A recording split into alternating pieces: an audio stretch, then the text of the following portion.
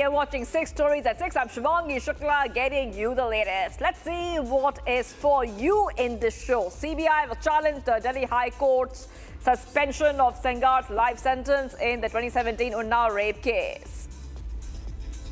Vadodara hit and kill case accused walks out on bail. Victim's family speaks to Republic, expressing shock and grief. Acid attack, all 3 accused walk free as the acid attack survivors' need for justice is not fulfilled. Key opposition leader Tariq Rahman returns from exile. What does this mean for Bangladesh? On Christmas Eve, French goes on a targeting spree at Christmas. And we see that these are the top updates that we're getting for you, Republic TV. All right, moving ahead, a luxury private bus caught fire on the NH48 after ramming with a speeding truck in Chitradurg. 10 burnt alive. All right, the top story tracking right now. The CBI will challenge the Delhi High Court's order granting bail to former MLA Kuldeep Singh Sengar in the Unnao rape case, marking the latest development in one of India's most controversial criminal trials. The agency has moved against the suspension of Sengar's life sentence, raising sharp questions over a fatal car crash, and the battle continues. Here's a quick review of the case.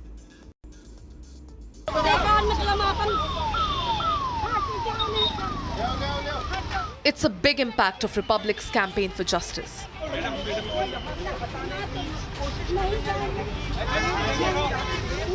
After massive outrage, the CBI has decided to challenge the Delhi High Court's order granting bail to Kuldeep Singh Sengar in the Unnao rape case.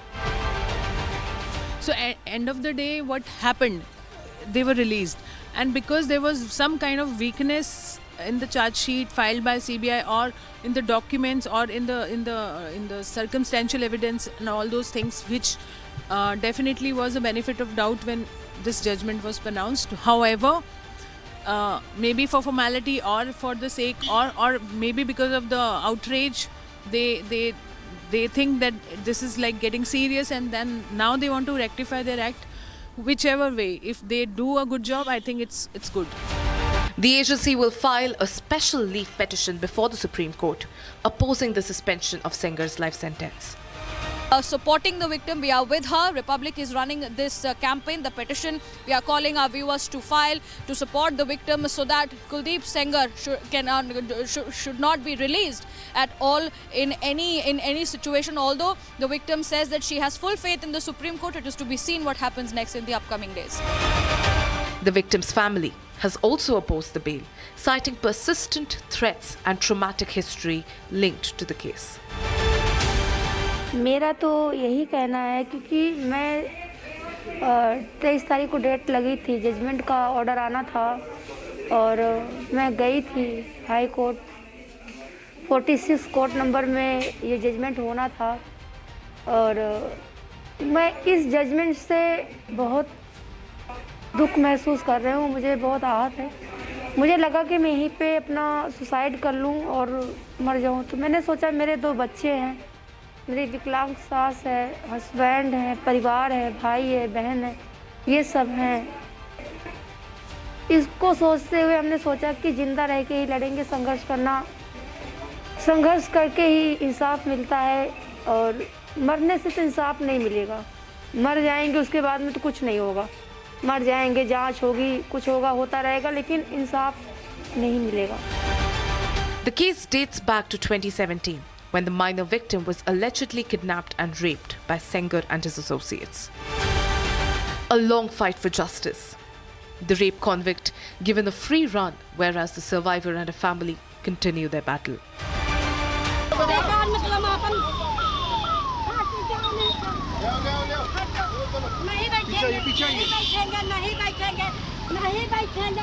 The CBI's challenge now puts the focus back on whether bail in such cases amounts to justice delayed or justice denied.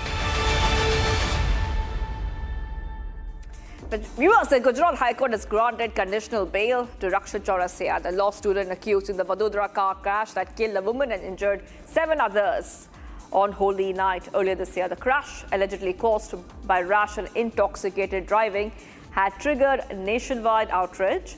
after videos of the accused behaving incoherently surfaced online. Now the bail order has sparked deep anguish among the victim's family. The husband of the woman who died on the spot has spoken to Republic TV, expressing grief, anger and shock over the court's decision. Here's more on the story. The boy brashly screaming another round is Rakshit Chaurasia, a rich brat who, under the influence of drugs, crashed into a two-wheeler. Another round! Another round! Another round! Another round! Himali Bain Patel died on the spot, while her husband Purav Patel sustained serious injuries. The brat, screaming another round, was also responsible for injuring 7 others, including minors. Months later, the family is dealing with injustice as Rakshit walks free. Another round! Another round! क्या हुआ? Another round, Nikita! Betrayed by the system, the family is in disbelief. वो bell जो दिया है वो मेरे को granted नहीं है. बेल किस रीज़न पे दिया है? ये बंदे को जिसने मेरी वाइफ की जान ली उसको बेल मिलना ही नहीं चाहिए. और अभी 9 मंथ हो गए, तब से लेके अभी तक कोर्ट में आगे केस बढ़ा ही नहीं है. तो मेरी कोर्ट से भी अपील है और पुलिस से भी अपील है कि ये इस केस पे इसको बेल मिलनी भी नहीं चाहिए और जितना हो सके उतना जल्दी इस केस के ऊपर कार्रवाई शुरू होनी चाहिए और हमको न्याय मिलना चाहिए. हमको इंडियन कोर्ट पे, पुलिस पे, सब पे भरोसा है. बट ये जो हुआ है हमारे फैमिली के साथ, हमारे साथ, वो हमको जरा भी एक्सेप्ट नहीं है. बेल मिलना ही नहीं चाहिए. आक्रोश तो हमें भी बहुत है कि इसको बेल मिली ही कैसे, और मिलनी चाहिए ही नहीं थी, फिर भी मिली तो क्यों मिली? और उसने ड्रग ली थी. ड्रग लेने के बाद 140 की स्पीड पे वो गाड़ी चला रहा था और कोई भी आए ऐसा हिट एंड रन करके बाद में बेल लेके बाहर निकल जाए तो ये गलत प्रूव होता है पूरे सिस्टम में कि कोई भी कुछ भी कर सकता है और उसको बेल भी मिल जाती है. तो ये टोटली गलत है. अभी ये इंसिडेंट की वजह से मैं पूरे 6 से 7 महीने तक बेड रेस्ट था. मेरा मेंटली मैं पूरा ब्रेक हो चुका हूँ. फाइनेंशियली बहुत तकलीफ हो रही है और मेंटली, फिजिकली सभी तरीके से मुझे और मेरे पूरे परिवार को बहुत ही झेलना पड़ा है. In March, Rakshit Chaurasia was arrested within hours, booked for culpable homicide not amounting to murder and other offences. But today, he is out of prison as a court observed he served his sentence. The public gaze is now on the courts of the country. Question being, is justice only for the super rich? Another round! Another round! Another round! Another round! Viewers, 16 years, that's how long Shaheen Malik waited for justice. Justice that never came. Attacked with acid in 2009, Shaheen survived unimaginable brutality. Her body scarred, her life altered forever. On Wednesday, the law delivered its final word, acquitting the alleged conspirators, citing gaps in evidence and investigation. Now, while the attacker was convicted years ago, those accused of planning the crime walked free. The verdict delivered behind closed doors has reopened old wounds for survivors who never stopped believing in the system. More in this report. In 2009, a young MBA student from Panipat was attacked with acid. 16 years later, the legal battle ends not with closure, but acquittal. A Delhi court acquitted Yashvinder, Mandeep Man and Bala, who were charged with criminal conspiracy in the acid attack on Shaheen Malik.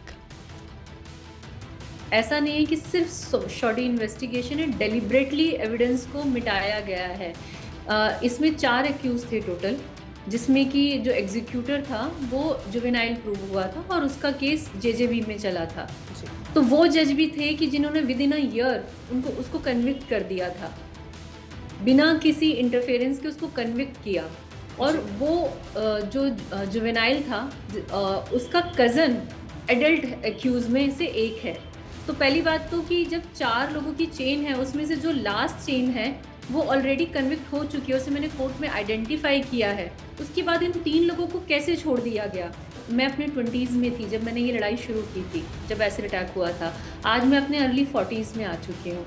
मतलब अगर इतना time, तो कौन आएगा justice लेने के लिए? Out of the court settlement हो जाया करेगी सारे केसेस में।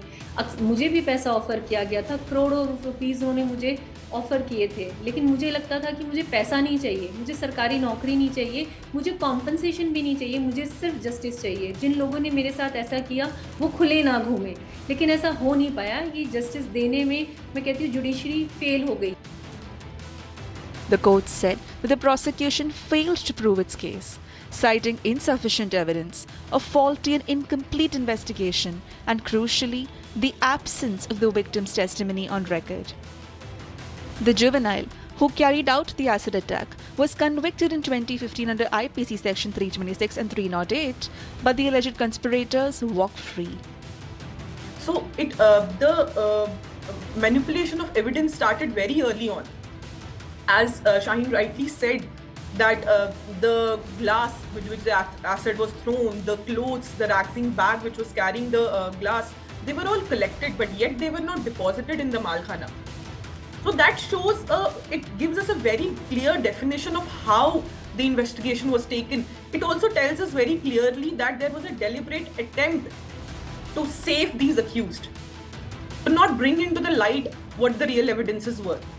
Keeping this in mind, I surely would say that we are not satisfied with the judgment of the trial court, and our next step will be to have an appeal in the High Court. The verdict was delivered on camera, from public gaze, but its impact echoed far beyond the courtroom. 16 years after an acid attack scarred her body and life, Shaheen Malik now carries another wound, one inflicted not by acid, but by a system she waited on for justice. Viewers, Bangladesh's volatile political landscape has now entered a decisive new phase. Amid deepening unrest and a high-stakes electoral battle ahead, return of a long-absent political heavyweight is reshaping power equations in Dhaka. After spending 17 years in exile, Bangladesh Nationalist Party's acting chairman, Tariq Rahman, has landed back on home soil, a move that has electrified supporters and intensified political tensions. His return comes just months after a dramatic exit of former Prime Minister Sheikh Hasina, and at a time when the interim government faces mounting challenges on law and order, governance and minority safety. More on this report. Amid political crisis in Bangladesh, a moment that could redefine power equations. After 17 long years in exile, Tariq Rahman is back on Bangladeshi soil, setting the stage for a high-stakes political showdown. There were scenes of celebration in Dhaka as thousands of supporters of the Bangladesh Nationalist Party gathered outside the airport, waving banners and chanting slogans to welcome their acting chairman.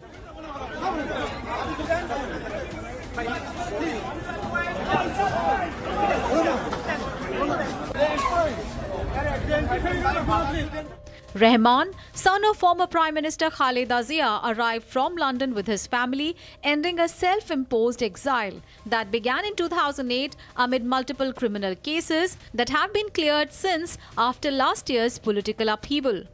Upon landing, Tariq Rahman spoke with Muhammad Yunus. Sharing a video on his Facebook page, Tariq is heard asking about Yunus's health and expressing gratitude for the arrangements surrounding his security.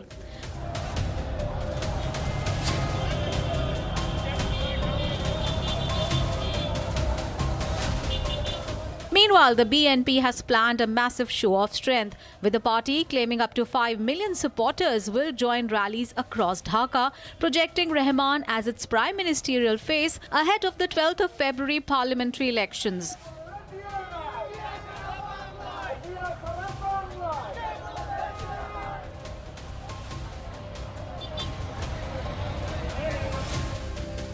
Rahman's return comes months after the ouster of longtime Prime Minister Sheikh Hasina, whose Awami League has been barred from contesting the polls. The return also comes at a time when Bangladesh's interim administration, led by Muhammad Yunus, is struggling with unrest, following the murder of political activist Osman Hadi and the brutal killing of a Hindu man by extremists.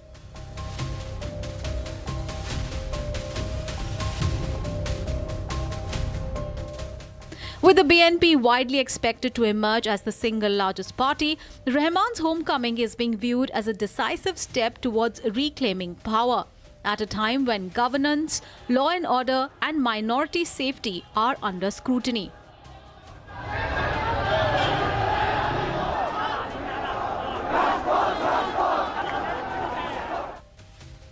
India is watching developments closely amid growing anti-India rhetoric and concerns that prolonged instability could spill over into regional relations.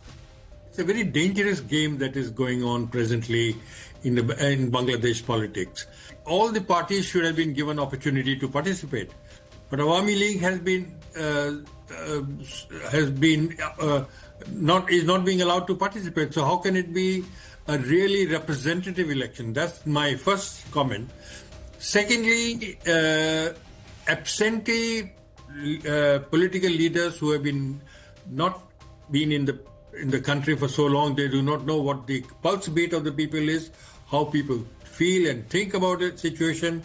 I don't know to what extent the leader will be able to enthuse the crowd and whether the crowd will really give him the opportunity. So it's a big risk they are taking and putting all the expectations on one single individual. Bangladesh needs a lot of divine help, a lot of good sense, and a lot of open-mindedness in case they want that democracy in their country returns. India is really greatly concerned that the present trend of diatribes against India on every and single issue is something which can be very detrimental for our bilateral relations for a long time to come. Rahman is scheduled to address supporters and begin formal steps to re-enter electoral politics, moves that will test both the BNP's strength and the interim government's ability to ensure calm. As Bangladesh stands at crossroads, Tariq Rahman's homecoming is more than a political return. It is a defining moment that could shape the nation's democratic future.